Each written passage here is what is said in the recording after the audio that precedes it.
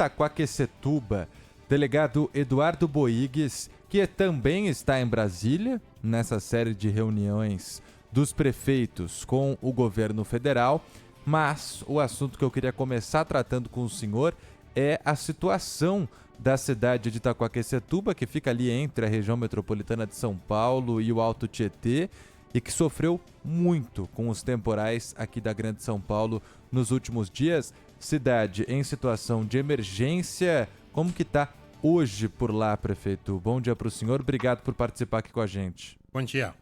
Bom dia, obrigado pela oportunidade. Graças a Deus a água baixou, né? Nós ficamos submersos ali quase uma semana. São 2.500 moradias impactadas pelas enchentes. Nós temos mais de 100 desabrigados e 1.200 desalojados. Então, todos os anos a gente sofre muito com o impacto dessas chuvas, porque toda a bacia hídrica do Alto Tietê, ela passa por Itaquaquecetuba. Por exemplo, o rio Tietê, que nasce em Salesópolis, passa por Itaquaquecetuba. As águas das chuvas que caem em Mogi, em Arujá, em Suzano, na cidade de Poá, também passa por nossa cidade, sentido a barragem da Penha, sentido a marginal Tietê. Então, mais do que a gente também recebe das chuvas, nós recebemos toda essa água que cai, vem da bacia hídrica do Alto Tietê, e aí a gente acaba inflando, né? A gente acaba tornando uma grande lagoa, e aí as famílias todos os anos perdem tudo. É bem complicada a nossa situação. Prefeito, bom dia. Marco Antônio Sabino. Tem regiões aí da sua cidade que enfrentam o mesmo tipo de problema que o Jardim Pantanal, em São Paulo, ou seja, estão abaixo aí do nível do rio? Sabino, como Itaquaquecetuba e Pantanal não tem, ok? Lógico, Poá está sofrendo com alagamentos, a Suzano, Mogi das Cruzes, mas igual, parelho, na mesma medida, como a nossa cidade, o Jardim Romano ali com o Pantanal, não tem nada parecido. A gente realmente é a maior vítima das enchentes em todo o Alto Tietê é Itaquaquecetuba, depois seguido do Pantanal. E tem alguma comporta hidráulica de água que atende a cidade e que está aberta neste momento?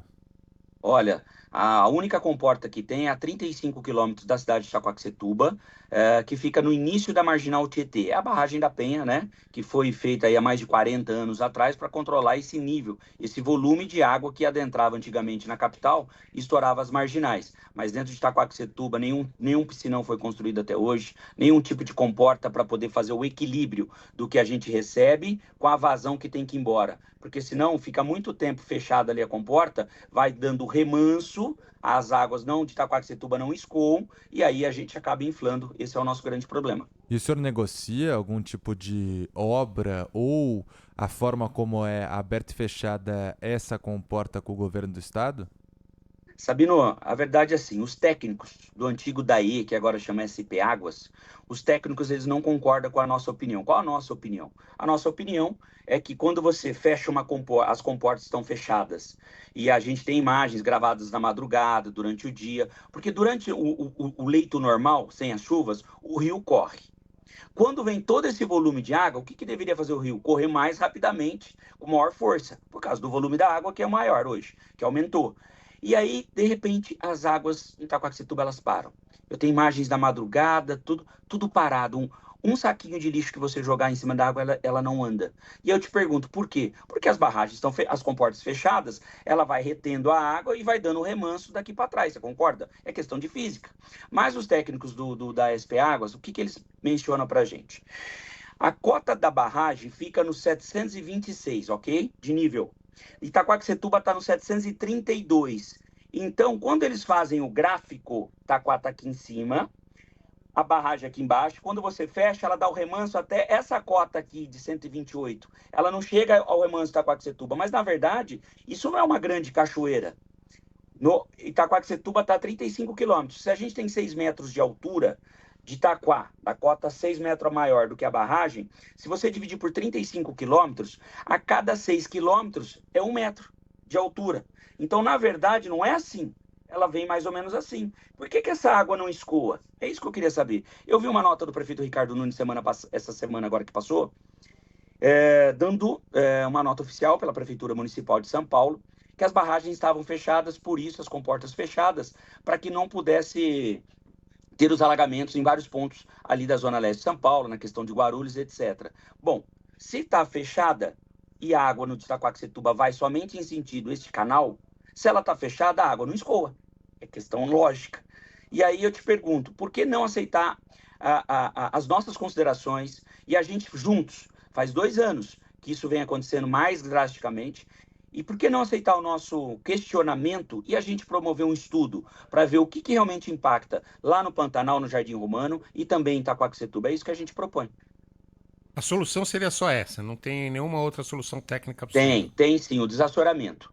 O desassoramento dos lotes 3 e 4 do Rio Tietê, que vem desde Itaquaquecetuba ali de Suzano, Poá, Mogi e Itaquá, e sentido todinho para frente. Porque nós também detectamos, quando eu entrei no barco, uma formação rochosa, logo depois do Jardim Romano, sentido a Penha. Essa formação rochosa, quando você não tira essas rochas também, você impede o escoamento normal. Então, quanto mais a gente desassorear o Rio Tietê, e o governo do estado começou o ano passado, mas ainda está de forma lenta, a gente precisa adentrar no lote 3 imediatamente, 3 e 4, avançar sentido a barragem da Penha, para que essa água tenha uma fluidez maior. Porque se você olhar da barragem da Penha até o Jardim Romano em Itaquá, existe uma grande área que poderia ser de reservatório. Se nós ali fizermos o desassoramento, uma cava grande, nós temos muito mais capacidade reservatória do que nós temos hoje. E aí a água vai escoar. Os abrigos ainda estão funcionando em Itaquá ou todos já conseguiram voltar para casa? Olha, nós temos um ainda em funcionamento, o 3 já foram, podemos fechar, as famílias já voltaram. Nós temos um ainda em funcionamento. A gente montou 4, um na Vila Sônia, 2 na Maria Augusta e um na Vila Japão. Recebemos muitas doações, as famílias de Itaquaquecetuba e da região abraçou a nossa causa, se sentiram sensibilizados também pelo sofrimento das famílias. Recebemos água, material de limpeza, kit de higiene, colchões também, muita gente perdeu muito colchões, e os móveis, dá até dó. A gente está passando o catatreco para tirar os móveis das ruas, que a gente combinou com a população de tirar o que estragou. Rapaz, parece que não dá conta. É bem complicada a situação das famílias lá. Prefeito, mais alguma coisa de enchente? Não. A gente sabe que o senhor está em Brasília. Nós falamos agora há pouco com o prefeito de Sorocaba, que também está aí nesse encontro que houve ontem com o presidente Lula. Como é que foi essa reunião com o presidente Lula, hein? Olha, nós participamos de 2 reuniões. Uma, que a gente foi contemplado na segunda-feira, né? Nós tivemos aqui na segunda-feira, com o selo ouro do governo federal, é o Compromisso Nacional Criança Alfabetizada. Nós evoluímos muito no critério alfabetização, né, no quesito de alfabetização, porque as crianças, elas têm a meta até o 2º ano do ensino fundamental, as crianças precisam saber ler e escrever, elas precisam estar alfabetizadas.